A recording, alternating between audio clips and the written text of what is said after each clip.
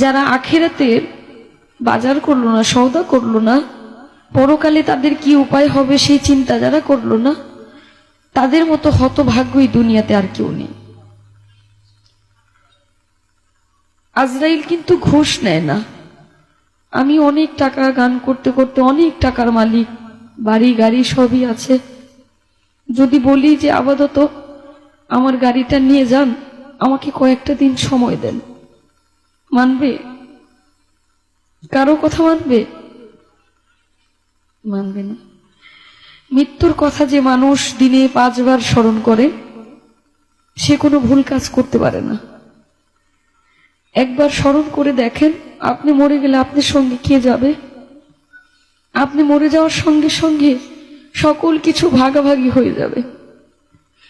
আপনি মরার সঙ্গে সঙ্গে আপনার ব্যাংকে কি আছে সেটা নিয়ে আপনার সন্তান